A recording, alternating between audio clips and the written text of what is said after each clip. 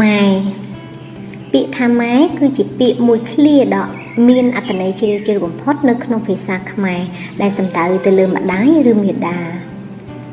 ពាក្យនេះជាពាក្យដែលគេប្រើជាទូទៅក្នុងជីវភាពប្រចាំថ្ងៃដើម្បីសម្ដែងនូវការគោរពភាពស្និទ្ធស្នាលនិងការស្រឡាញ់ដ៏បរិសុទ្ធចំពោះអ្នកដែលបានផ្ដល់កំណើតនិងចិញ្ចឹមបីបាច់ថែរក្សាយើង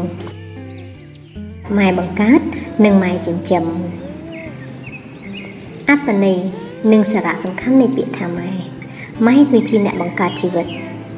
ម៉ែគឺជាបុគ្គលដែលបានពពោះនិងរងទុក្ខលំបាកគ្រប់បែបយ៉ាងអស់រយៈពេល9ខែ10ថ្ងៃដើម្បីបង្កើតនិងផ្ដល់កំណើតដល់យើងនេះជាការលះបង់ដ៏ធំធេងដែលគ្មានអ្វីប្រៀបផ្ទឹមបានឡើយ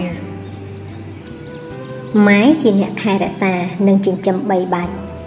តាំងពីយើងចាប់កំណើតរហូតដល់យើងធំពេញវ័យម៉ែគឺជាអ្នកដែលមើលថែយើងនិងយកចិត្តទុកដាក់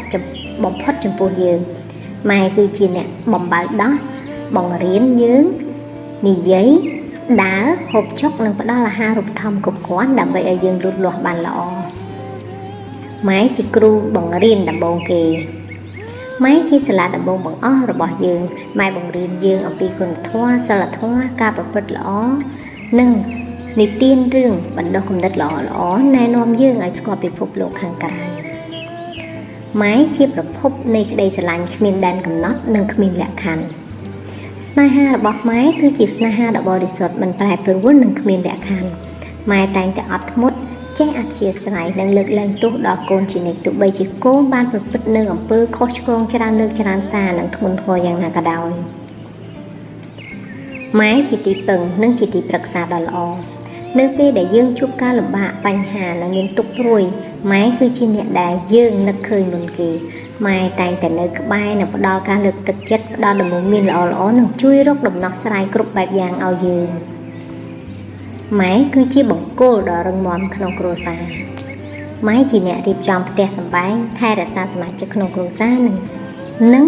បង្កើតបរិយាកាសកក់ក្ដៅនិងផ្ដល់សុភមង្គលនិងស្នាមញញឹមនៅក្នុងគ្រួសារកូនអាចបង្ហាញការដឹងគុណចំពោះម៉ែដោយគ្រាន់តែស្ដាប់បង្គាប់និងគោរពម៉ែនេះជាមូលដ្ឋានគ្រឹះសំខាន់បំផុតជួយការងារផ្ទះនិងសម្រាលបន្ទុកទោះបីជារឿងតូចតាចក៏ដោយក៏វាជួយឲ្យម៉ែមានកម្លាំងចិត្តនិងបន្ធូរបន្ថយការនឿយហត់ដែរឧស្សាហ៍រៀនសូត្រនិងខិតខំធ្វើការដើម្បីឲ្យម៉ែមានក្តីសង្ឃឹមនិងមានមោទនភាពចំពោះកូននិងចំពោះខ្លួនឯងដែលចិញ្ចឹមកូនបានល្អថែទាំម៉ែនៅពេលម៉ែចាស់ជរាឬឈឺស្កាត់នេះគឺជាកាតព្វកិច្ចដ៏ថ្លៃថ្លារបស់កូនគ្រប់រូបនិយាយពាក្យល្អៗនិងបង្ហាញក្តីស្រឡាញ់ជាញឹកញាប់ដូចជាខ្ញុំស្រឡាញ់ម៉ែអរគុណម៉ែនិងម៉ែល្អណាស់ពាក្យម៉ែមិនត្រឹមតែជាពាក្យមួយឃ្លាប៉ុណ្ណោះទេតែជាពាក្យដែលតំណាងឲ្យក្តីស្រឡាញ់ការលះបង់និងការដឹងគុណដ៏អត់ឧត្តមតើយើងអាចធ្វើអ្វីខ្លះទៀតដើម្បីបង្ហាញការដឹងគុណចំពោះម៉ែរបស់យើង